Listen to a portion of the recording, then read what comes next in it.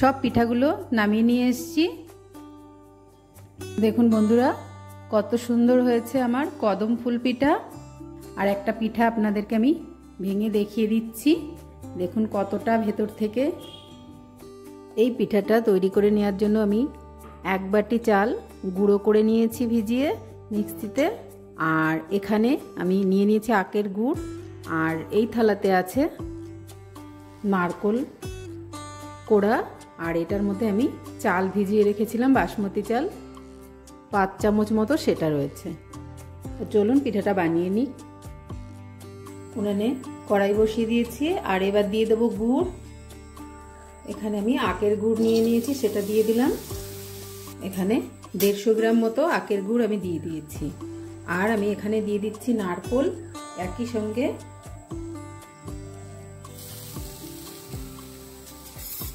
এখানে আমি একটা ছোট নারকোল কুড়িয়ে নিয়েছিলাম, সেটা দিয়ে দিলাম।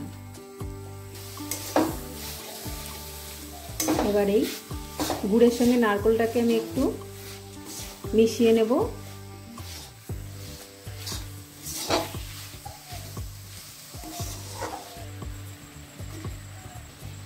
নারকোলের পুরটা তৈরি করে নেব।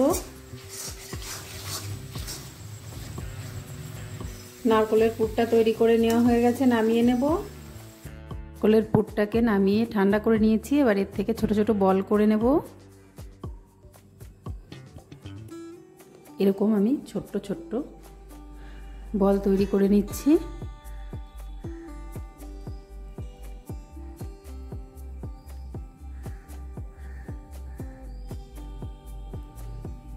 এরকম করে সবকটা আমি বল তৈরি করে নিচ্ছি। উনানে আমি আরেকটি কড়াই বসিয়ে দিয়েছি। আর এতে দিয়ে দিচ্ছি জল। আর এই জলের মধ্যে দিয়ে দিচ্ছি 1 চিমটি লবণ। জলটা ফুটে উঠেছে। এবার আমি দিয়ে দেব চালের গুঁড়ো। যে চালের গুঁড়োটা আমি করে রেখেছিলাম সেটা আমি দিয়ে দিচ্ছি।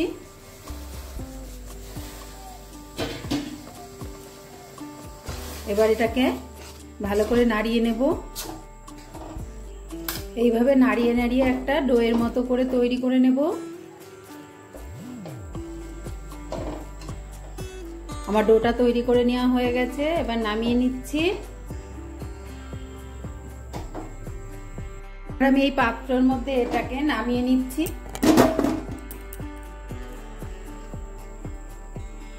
এই পাত্রটার মধ্যে আমি নামিয়ে নিলাম। নামিয়ে নিয়ে ডোটাকে একটি পাত্রে নামিয়ে নিয়েছি। এবার এটাকে ভালো করে আমি মথে নেব এই গরম অবস্থাতেই।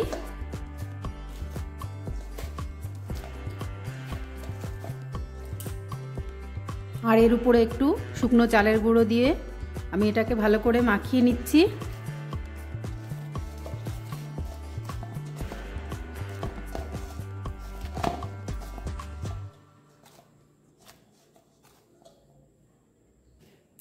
ভালো করে মেখে নিয়েছি এটা।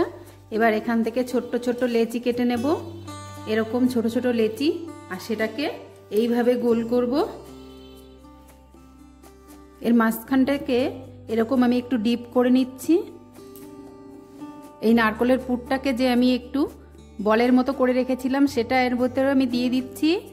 আর এইভাবে মুখটাকে বন্ধ করে দেব।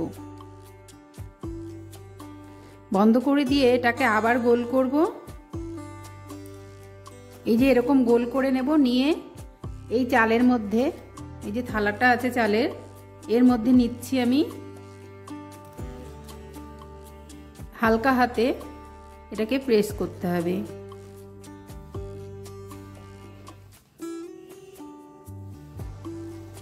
এইভাবে আমি প্রত্যেকটা বানিয়ে নেব।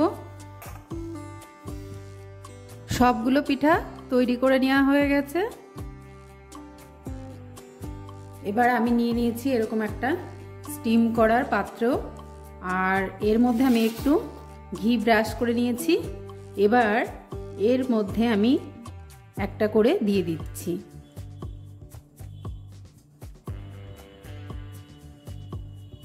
একবারে সব ধরবে না, যে কটা ধরে আমি সেরকম দিলাম, কারণ এটা ফুলে আর একটু বড় হবে। আর আমি নিয়ে নিয়েছি এরকম একটু ফুড কালার, সেটা আমি এর উপরে দিয়ে দিচ্ছি।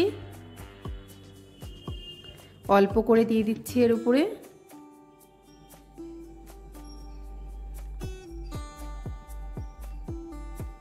এবার এটা স্টিম করে নেব।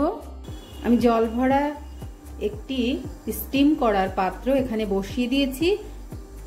এবার আমার পিঠার শেপ যেটা আমি তৈরি করে রেখেছিলাম সেটা এখানে দিয়ে দিচ্ছি। এবার ঢেকে দিচ্ছি। এইভাবে আমি 20 মিনিট এটা রান্না হতে দেব। গ্যাসের ফ্লেমটাকে আমি লোতে করে দিলাম।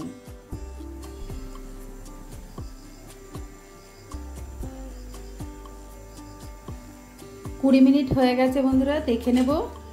দেখুন বন্ধুরা কত সুন্দর হয়ে গেছে পিঠাগুলো। এবার এগুলোকে নামিয়ে নেব। এই পিঠাগুলো নামিয়ে বাকি পিঠাগুলোও দিয়ে দেবো একইভাবে। সব পিঠাগুলো নামিয়ে নিয়ে এসেছি। দেখুন বন্ধুরা কত সুন্দর হয়েছে আমার কদম ফুল পিঠা।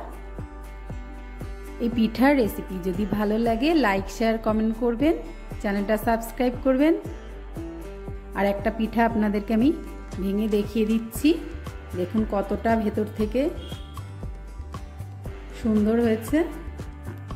আপনারাও একবার এইভাবে বানিয়ে বাড়িতে খেয়ে দেখবেন। আজকের মতো এই পর্যন্ত। সবাই ভালো থাকবেন, সুস্থ থাকবেন।